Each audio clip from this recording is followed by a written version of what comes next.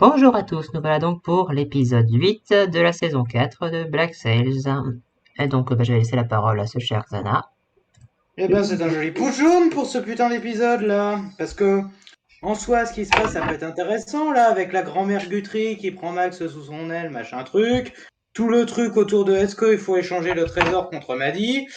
Parce que la tentative de Flint a foiré, parce que. Elle a foiré. En bref. Il y a visiblement Billy, bon, qui est en qui est en total mode jet de Rogers sans arrière-pensée derrière, visiblement. Il a filé le vieux livre, il a filé le vieux journaux, les vieux journaux de la saison 1 qu'ils avaient avec Gates à Rogers. Ok. Il y a qu'est-ce que je peux dire de plus? Alors, il y a tout le passage autour de Anne qui est avec la femme de chambre qui est en mode t'as tué ma pote, je devrais me venger. Et puis il y a Machine qui veut partager tout ce que tu veux, tout ce qu'elle a avec toi, et toi tu refuses. Pourquoi? Peut-être parce que c'est une pirate et qu'elle va pas se ranger comme ça. Non, je sais pas, hein. Mais bon, la servante, j'en ai un peu rien à foutre de sa petite crise en mode ouais t'as tué ma pote. Oui, ça sort de nulle part, mais bon. Non, c'est vrai ça. Oui c'est l'autre conne qu'elle a buté Max dans la saison 2. Mais bon. Pour ce que ça apporte visiblement, je vois pas l'intérêt. Ensuite, on a la grand-mère Guthrie qui est visiblement toujours pour le plan de Max et qui est en mode, eh ben, le dernier pouillon qui nous manque, c'est un gars à placer à la tête d'un assaut, un pantin qu'on pourra utiliser. Par contre, pour être sûr de pouvoir le manipuler, Max, va falloir que tu te maries avec lui. Mais t'inquiète pas, hein, il peut toujours aller aux putes et toi, tu peux faire ce que tu veux dans ton coin. Et vu que vous êtes mariés, ça te fera une emprise sur lui. Et elle est en mode, mais je veux pas me marier parce que je veux que Anne elle soit toujours avec moi, malgré le fait que Anne n'arrête pas de m'envoyer bouler.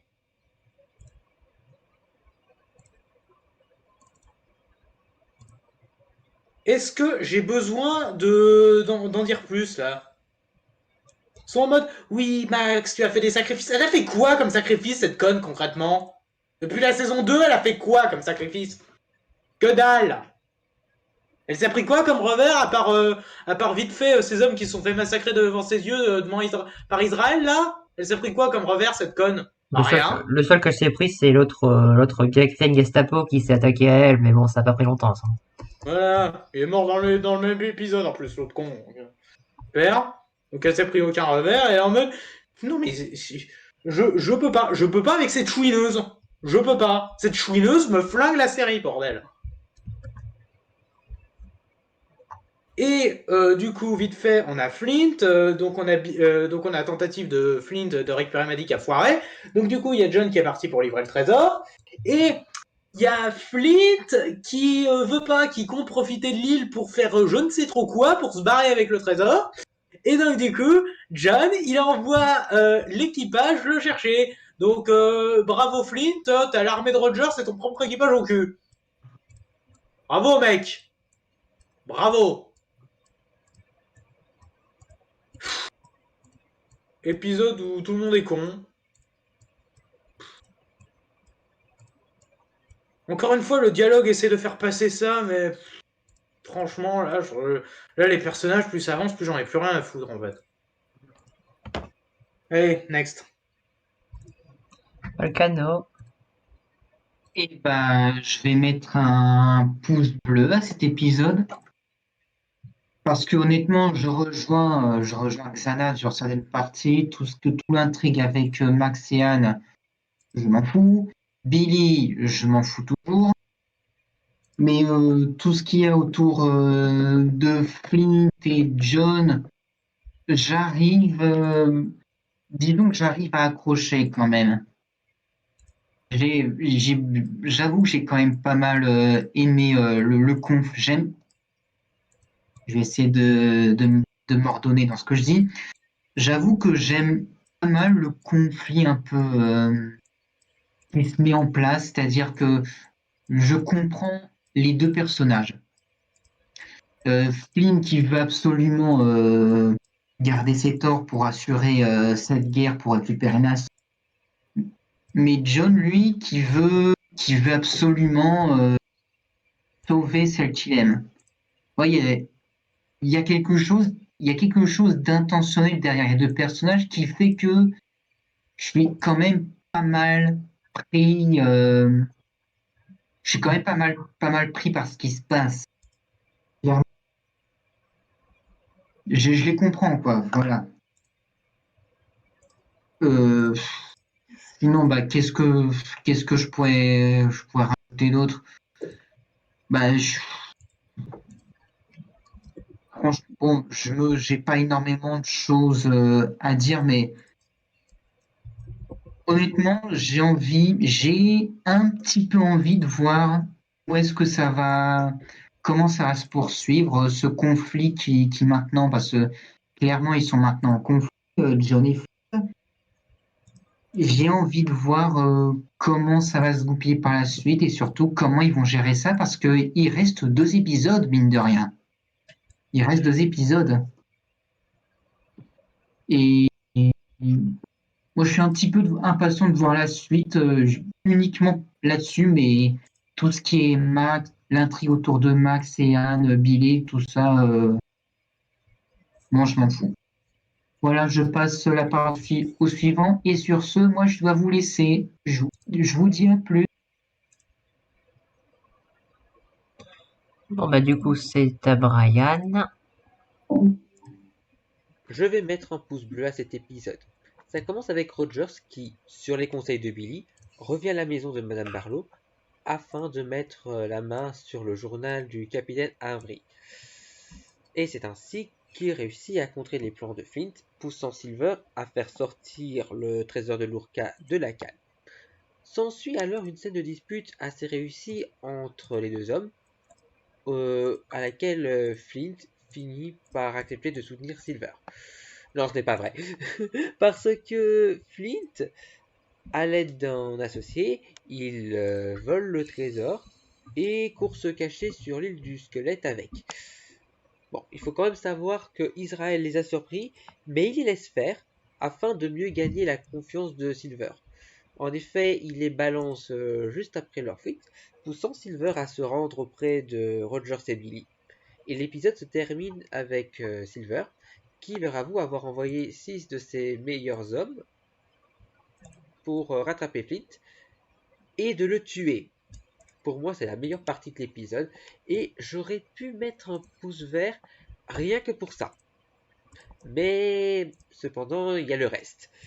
Alors, déjà, Anaso, la dame de compagnie d'Eleanor, bon, je ne connais pas son nom, mais je m'en fous. Bah, elle trouve le journal d'Eleanor et découvre qu'elle s'est confiée auprès de la tenancière du bordel, à propos de Rogers. Donc, elle vient la voir pour lui demander de l'aide, afin de faire tomber Rogers. Donc, la tenancière, elle accepte, mais on découvre peu après qu'elle est de mèche avec Jack. Et ainsi, ils savent où se trouve Rogers, et grâce à cette information, Jack peut accomplir la tâche que la grand-mère d'Eleanor lui a confiée, tuer Flint. Cette sous-intrigue est bien fichue, mais par rapport à ce qui se passe du côté de Silver, c'est moins intéressant. En revanche, ce qui est encore moins intéressant, c'est ce qui se passe autour de Anne et Max. Anne demande à Idel de l'aider à s'échapper, mais cette dernière réussit à la convaincre de rester, même si elle lui reproche d'avoir tué son ami. Quant à Max, elle gagne de plus en plus la confiance de la grand-mère d'Eliana, et lors d'une soirée, elle lui suggère de séduire un fils d'un couple de banquiers afin de l'épouser et de le faire régner sur Assaut tout en tirant les ficelles dans l'ombre. Mais Max finit par refuser avant de se confier à Anne et elles se remettent ensemble. Même si la sous-intrigue n'est pas mauvaise, elle fait un peu tâche avec le reste de l'épisode qui est très réussi. Donc on voit qu'on se rapproche de la fin de la série et j'ai hâte de voir la suite. Je vais laisser la parole au suivant. Par contre, là, Brian, je sais pas où est-ce que t'as vu qu'elles se sont mis ensemble, Max et Anne, hein. Mais bon. Alors je vais du coup mettre un pouce bleu à cet épisode. J'ai trouvé que l'intrigue la mieux réussie, c'était celle autour de Flint et de Silver, qui doivent du coup ramener Maddie saine et sauve. Mais malheureusement, l'opération ne se passe pas comme prévu et un conflit éclate entre ces deux-là. Et Silver en vient jusqu'à ordonner à 6 de ses hommes de du coup tuer Flint et j'ai trouvé que c'était vraiment très réussi. Si l'épisode était plus centré sur ça, il aurait eu un pouce vert, mais il y a le reste à prendre en compte. Le reste n'est pas mauvais, hein. J'avais bien aimé l'intrigue autour de Jack. C'était pas très prenant, mais c'était quand même plutôt intéressant à suivre. Mais j'ai pas trouvé spécialement intéressant l'intrigue autour de, de Max. Du coup, j'ai trouvé que ça faisait un peu tâche. Mais dans l'ensemble, c'était un épisode qui était très réussi, en particulier dans sa dernière partie. Et j'ai du coup très hâte de voir comment ça va se terminer. On approche de la fin et on le sent bien. Du coup, voilà. C'était très cool. Je laisse la parole au suivant. Henri, c'est à toi. Pour cet épisode, je vais mettre un neutre. Pour moi, en fait, l'épisode, il a, il a des très bons points et en même temps des très mauvais points. C'est-à-dire, bon, je vais pas revenir, mais l'histoire de Max où il a la chance d'avoir la grand-mère d'Eleanor qui lui fait confiance, etc., et qui lui dit, bah, pour avoir le pouvoir, tu devras la seule condition, c'est que du coup, tu te maries avec machin chouette. Et de toute façon, lui, ça sera qu'une marionnette parce qu'il il est très mauvais. Mais elle refuse, donc ça reste quand même un point assez étrange quand même, parce que on l'a vu tout du long de la série, Max quand même un minimum, qu'elle a une opportunité de saisir. C'est particulier quand même que d'un coup elle décide que non, là ça lui va plus. Mais après, il y a aussi toute la partie avec Silver Flint et la et le mec qui était au niveau des épaves des bateaux qui, elle, est quand même très bonne. C'est-à-dire que on voit que bah du coup il y a la dispute entre Silver et Flint qui était annoncée sur l'épisode précédent sur le fait que Silver ait déterré le trésor, qui du coup amène sur le fait que Flint n'a plus confiance en Silver et du coup décide de se barrer avec le trésor. Et du coup, bah, l'autre, celui qui était sur l'épave des bateaux, bah, il y voit une opportunité pour augmenter son influence auprès de Silver en aidant Flint sur son, en faisant en sorte que Flint se soit mal vu auprès de Silver et que du coup, bah, lui, il soit super bien vu auprès de Silver. Bon, après, je suis pas sûr que Silver comprenne que actuellement, s'il récupère le trésor avec du coup avec l'autre, ça finit mal pour lui pour la simple et bonne raison que bah une fois qu'il aura donné le trésor au gars, bah le gars il va les niquer, hein, il va les buter, hein. Ce qu'on a vu sur les épisodes précédents, c'est qu'il déteste les pirates. Mais bon, hein, on n'est pas là, on n'est pas encore rendu là. Aussi la partie avec Jack, qui elle c'est juste pour nous dire que Jack est sur la piste de Flint et que du coup ils sont en train il est sur le moyen de trouver l'île auquel ils sont partis. Il n'y a pas vraiment grand chose à dire là-dessus, c'est juste que c'est là pour dire peut-être que sur l'épisode suivant il y aura Jack qui va mettre un coup de pied dans la fourmilière qui est déjà dans un sacré pétrin actuellement. Mais sinon c'est tout ce que j'ai à dire sur l'épisode. D'accord, et ben moi aussi ce sera un neutre.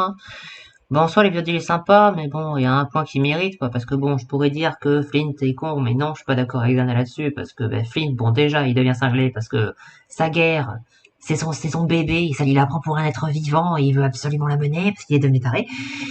Mais quoi qu'il en soit, il veut garder cet or, simplement parce que c'est une connerie de le donner à Rogers, et il le sait très bien, parce que quoi qu'il arrive, Rogers, ben, il va pas être sympa, ou alors il va pas les laisser en vie.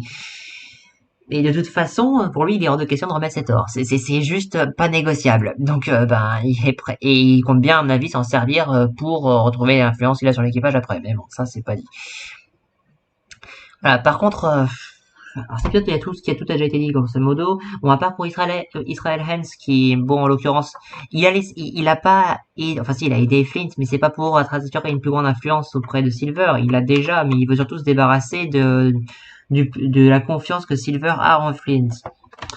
En lui, tout simplement, en permettant à Flint de faire ce qu'il veut, comme ça, bah, il montre son vrai visage. Bah, Silver, c'est simplement ça.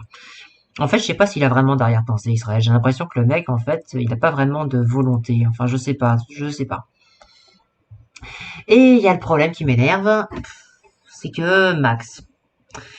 Parce que Max, là, elle est sur le point d'avoir tout ce qu'elle veut, absolument tout ce qu'elle veut. Il y a juste un tout petit sacrifice à faire.